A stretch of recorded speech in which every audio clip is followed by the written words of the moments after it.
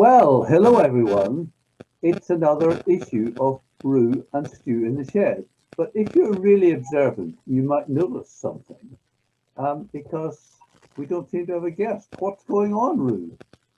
Well, Stuart, we've done 20. This will be our 21st. So we decided that maybe it was time for a bit of a break. So we just have a little chat and reflection and talk to each other. Sounds good to me. Find out a bit about us. So yeah. So I quite like to. Stuart came up with this idea and said to me, Ruth, would you like to do a blog, or whatever it's called? And I was like, okay, having no idea what that meant. And speaking to my son Blake, said, what is it? He said, Mum, you'll be great. You just sit and chat. So it felt perfect for me. But I don't, Stuart, you're used to interviewing, so maybe you found it easier. But I must admit, the first few, I was a sort of swan on top, but a duck paddling madly underneath. So maybe you weren't like that. Oh, you are a serene swan. But you're more used to interviewing people for your job. Well, yes. But I mean, that doesn't always go terribly well, because I remember in just before 2012, the British Olympic Association set me up with an interview with Dorothy, who had been in the 1948 Olympics. Wow. And it was not until I got to her house that I realized that there were actually two Dorothys, and I had prepared to speak to the other one. Oh, no. So I had not a clue about the person I was speaking to, but if you sort of pretend you know what you're doing, you can often get away with it. It's one of my professional skills is pretending I know what I'm doing. And I think that comes with practice, doesn't it? You become more at ease with it. So will you tell us a little bit more about Verite? Because I know you do that, but I don't really know the sort of. Well, my sort of strapline is promoting a Christian presence in sport. I have been doing Verite Sport since 2006. I worked for Christians in Sport for 16 years before that. That was a lot of fun, and then it sort of ended very abruptly. And I just wondered if I could carry on. And I suppose the two things that I have particularly specialized in, well, three things, has been I've become a kind of chaplain in athletics. I don't actually use the word chaplain, but I go to a lot of athletics events, and I started doing Bible studies at athletics events. I mean, we've had over 160 different athletes come to a Bible study at the athletics event over the last 7 years. I have one or two projects around the world that I support, including the girls' football in Togo that so many people from church kindly help with. I do a bit of writing. You know, it's been fun to have an article in Christianity magazine this month, and an article in the Times. So yeah, that sort of keeps me out of mischief. Well, I don't know about that, but it occupies my days, and I'm feel very privileged to do what I do. And you're an author as well, aren't you? You've got books. Yeah, I've written a few books, but they're all in sport and faith. I don't know anything about anything else other than sport and faith. But anyway, let me just ask you a couple of questions, because I don't really know your story. You did mention a connection with Reading. So how did you get from Reading to Kidlington? And don't tell me on the train. And tell you what, on the train. No, so yeah, I grew up in Reading, and I did my nursery nurse training there. So I did that at the college in Reading. And then I worked in nurseries and things, and then decided I might like to do my nurse training. Don't ask me why, because my sister's a nurse, and I was always like, I'm not going to do that. I don't want to do that. So I ended up going to Banbury, where I did my SEN training. So that's a long time ago. And then from there, I worked up north for a bit in Salford in ITU for a year, which was interesting. And then I moved to Oxford, back to Oxford, and I did worked at the Nuffield on the children's ward. And then I met Trevor, and then obviously Lived happily ever after. yeah, well, something like that. So yeah, that's how I came. So my hometown is Reading. So yeah, so I like going back there. Did you sort of grow up in a Christian family, and how did that happen? Yeah, I did grow up in a Christian family, and I went to church with my dad all the time. I went to a youth club which was run by the vicar in the it's not called in the vicarage. But as I grew older, and when I started like my nursery nursing, I sort of lost my way a bit.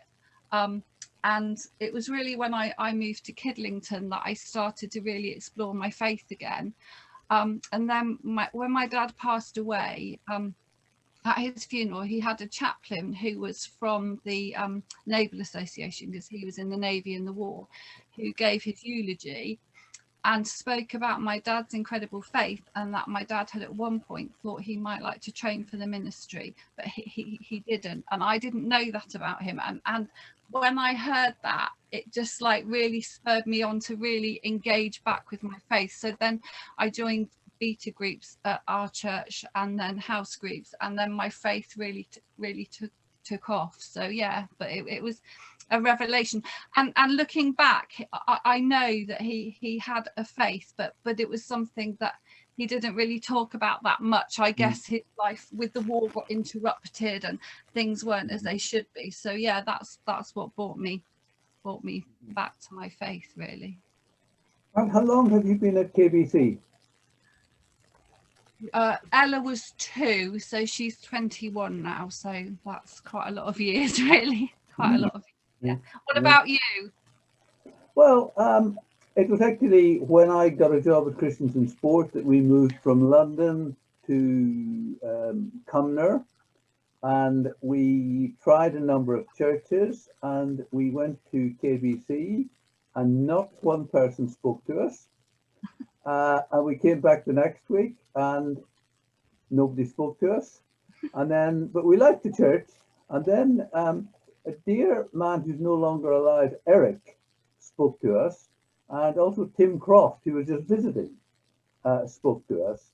And so we decided that we would come yet again, and we'd actually make people speak to us. So we just sort of put ourselves about, and so we finished up coming to the church, and that was 1992. And we've been there now, I suppose, for 29 years. Oh my goodness. And they put up with us. We're glad to have you. We're glad to have you. So, yeah. And one of our questions we always ask is about lockdown. So I've been thinking about that, and actually I've realised that asking these people these things is when you've got to think about it yourself, it's like, oh, that's a bit of a daunting.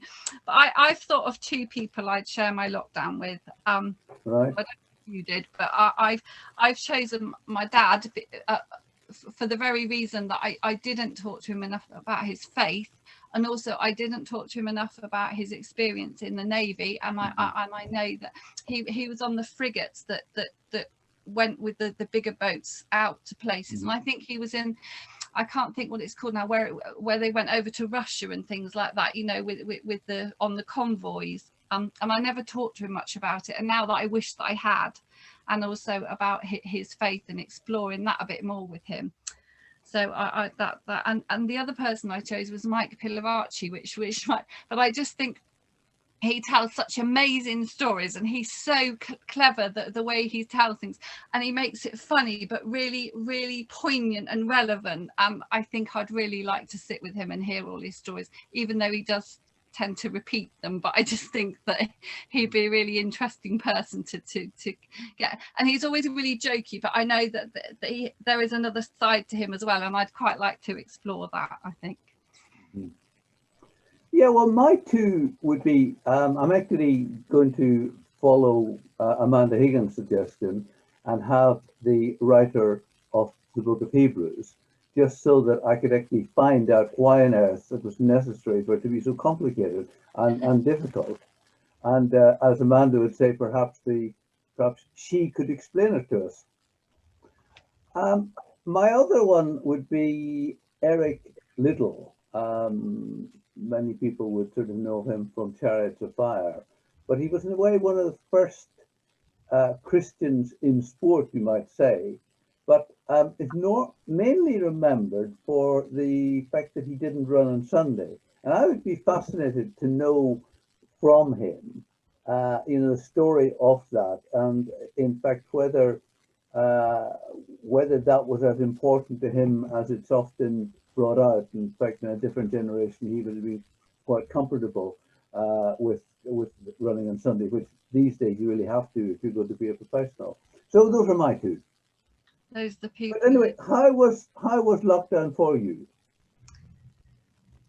It was okay. I mean, I think at first it's a real sort of like rabbit in the headlights, isn't it? But I think once you sort of move into it, and I think our week of prayer really helped, when we had the week of prayer, an online week of prayer, because obviously I had this shed, I adapted my shed, and that has been such literally a godsend, because I've spent a lot of time in here and I'm really exploring my Bible and exploring my faith, and so I almost felt like I had a place to sort of escape to, which was yeah, so yeah. And I mean, I've worked some of it, Trevor worked all of it, Blake's worked quite a lot of it, so in some ways life just carried on as normal. But I mean, at the beginning, when we first went into it and Trevor was working at the hospital, it was like, right, as soon as you get in, clothes off straight in the bath, clothes are in the wash. And he said, all my clothes have shrunk because you keep washing them every day. Because at first we didn't know, did we? So we became quite sort of, So it's been as good as it could be, I suppose. Yeah. What about you? Well, I've been to 3 athletics events in the last month, and I've also been to 3 in the last 15 months. So I certainly missed the traveling, the fact that events were being cancelled or that you couldn't go to them as they did take place. I mean, at one level, I spent most days sitting in this office working on my computer, and that didn't change.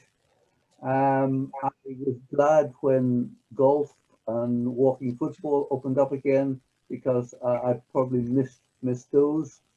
But yeah, I mean, for me, just daily Bible reading and prayer was an essential part of keeping going. I mean, a very simple thing to say, but it's also quite profound. That developing the discipline and one's own relationship with the Lord, just keeping that going. But it's nice that the things have opened up, but then of course you still don't quite know how much it's going to happen, whether it's all right to do things. And I mean, one thing that I learned during the lockdown, Ruth, is that I'm old. I didn't realize I was old until the government told me. This was really a very interesting revelation when Boris decided that people of a certain age were old. I had absolutely no idea I was old, and I hope once the pandemic is over, I will cease to be old, and I can just be back to normal again. It's taught us things about ourselves. And what sort of things, like I was thinking about, like we talked about people's passions, and again that can be quite a difficult question. So I was thinking about my passions, which obviously knitting is one, and I do like to read, but I've also found over lockdown that I quite like meditating a little bit, like meditating on the word of God and things like that, and which I probably wouldn't have done before. And anyone who knows me knows I'm such a chatterbox, would think, oh my goodness, but I've actually really connected with that, and I really like it. So yeah, it's been interesting. Yeah. Passions is an interesting one. I mean, in many ways, I'm passionate about sport, but then in a funny sort of way, when sport becomes your job, it does change the perspective. I mean, people probably won't understand this, but I mean, I tend to watch much of the day, if I have to, if I'm doing something for the radio program I contribute to that requires me to. But if I don't have to, I probably don't. Yeah. So in a way, it changes the perspective. I mean, I'm really excited about going to the Olympics, but equally, you have a very, it's not just a relaxation, because if I'm watching football, I usually have a notebook and I'm writing down something that I can use on the radio program. But then, I mean, it's a great blessing to be able to do something you love and enjoy. So, you know, compared to real work, yeah. No, I'd call that a passion, I suppose. Having grandchildren is so much fun. I mean, I just never really knew that that would be so much fun. I mean, frankly, if I had known, I would have skipped the children and gone straight to grandchildren. Yeah, I think there's something to be said for that, because you're slightly removed, aren't you? So you can you can hand them back. Absolutely, yeah. So tell us a bit more about going to the Olympics, because there's a lot going on with that, isn't there? And so. Yes, well, I'm not really an indecisive person, but I've changed my flights twice to the Olympics. I was originally going to go for about 25 days. Then I thought, with all the restrictions, I'll just go for about 11 days. Then the Japanese government decided that everyone had to quarantine for 3 days on arrival. So basically, I have to sit in a hotel room for 3 days. And so I'm now going for about 15 days. I go on Friday the 23rd and arrive on the Saturday afternoon. I mean, I'm excited about going. I'm a little apprehensive because no one quite knows what it's going to be like.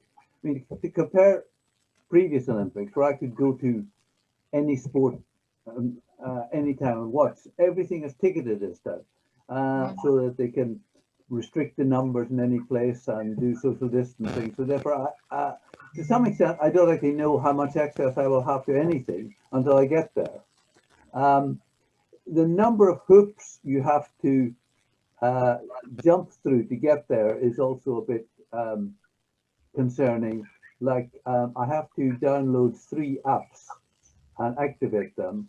And the only thing that encourages me with that is that everyone else is struggling with this. You know, that you download the app and it won't activate because you haven't done something else, and you can't do something else because they haven't done their part of it. And so that can be quite stressful. And there are stories about people not being allowed in because they don't have the right documentation and stuff like that. So I'm putting a lot of effort at the moment into trying to get all the documentation that I need to make sure that I don't get turned away at the airport. So the next week I think will be quite stressful with that. But once I have arrived in Tokyo, I will make the best of it. And I mean, there's the chaplaincy to the Olympics is just going to be virtual this time. But I've been working a bit with that. I've been sort of collecting material for them from some of our people in 6 languages, so that athletes who can't actually meet a chaplain will have devotional material in 6 languages that they can watch. And of course, with Zoom and WhatsApp, be keeping in touch. I mean, I would expect to know probably 50 to 100 people who are competing, and just trying to keep in touch with them as much as possible. Hopefully see some of them as they compete, provided that works. But yeah, it'll be a challenge, but I would rather be part of it than not. So Definitely. yeah. So is knitting not included in your passions, Ruth?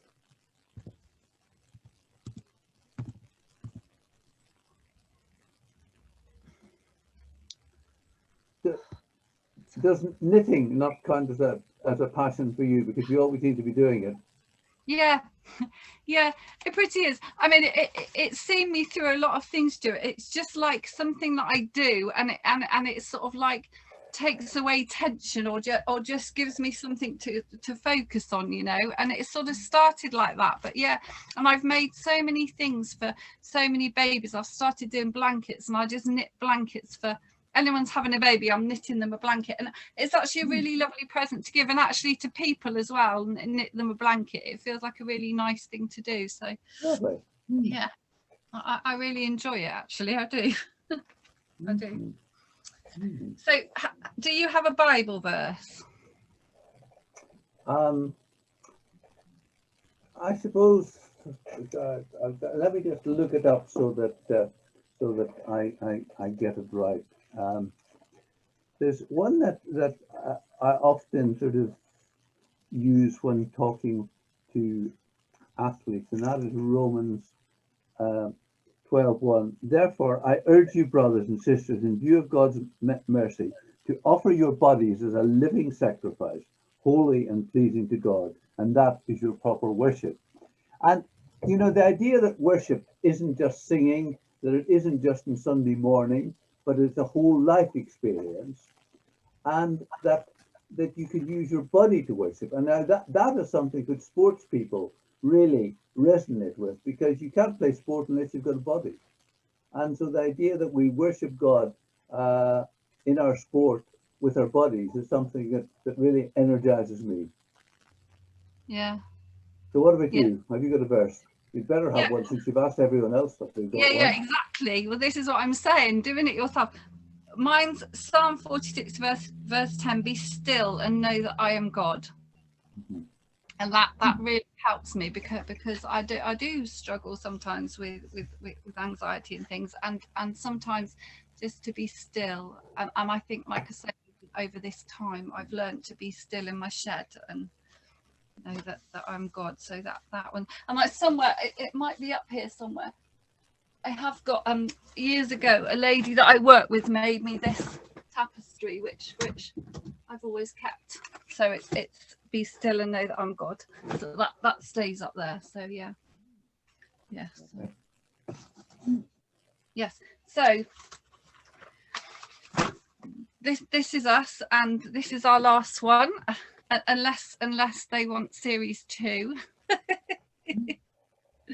Yeah, but I mean, I think Ruth would have to say to the church, you know, that if they do want to do another series, we'll expect a good contract. You know that Yeah. we're established stars, and I mean, Cromwell hasn't been the same since he's become a vlog star. Exactly. Although he keeps pestering me, asking why can't he have his own show. He's definitely got a following, and lots of people have said to me, "Oh, I know, I feel like I know Cromwell, because I've seen him every week on the thing." So I'm just going to fetch him, because he's lying down here. Come here, you coming up? Yeah. And the thing that amazes me, Ruth, is that we've had 2,250 views. Wow. Of our program. I mean, I know that most of them are you and me watching them 100 times each, but I think that is really, that does say something, that we've had over 2,000 views. You hear that, Cromwell? 2,000 people have been watching you. I know, and I have to mention my lovely friend Lynn, who lives in Wheatley, and she watches every week and always says, "Oh, I'm looking forward to it." So Lynn, she says she really enjoys it, but also she likes to see me too, because we haven't seen each other because of lockdown so much. So yeah, so that's really great. So Stuart, I have to ask you the question, because you know my answer, but what is your answer? Dogs or cats? Well, I've never had a cat, and in childhood we did have a dog. Though at the moment we just have a pond with a few fish and some frogs in it. So while I am quite partial to dogs, I don't actually have one at the moment. So is that all right, Cromwell? I'm sort of between. Yeah, I'm sort of perhaps I'm not quite abstaining as we would do at church meetings, but I don't actually. I haven't put my money where my mouth is, so to speak, because I don't have a dog. But then I feel you and I are friends, Cromwell, aren't we? I mean, we talk on the program, and exactly. And I thought it was absolutely appalling at house group last week that Ruth put all her papers where you wanted to sit. I mean, come on, what is she doing? You think it's her shed or something? You would. I think he rules the roost, really, don't you, Croms? Rules the roost. So anyway, I think this is probably about time to say thank you everyone for watching us. And if you didn't get asked to be on the program, sorry about that. It's just a bit of a random process. And if people would like us, just bombard Phil and tell him it's the best thing that's happened in the church since sliced bread. And you know, very reluctantly agreed to continue it. And so that's all for now from Yes, thank Ru you, everybody. and Stu in the shed.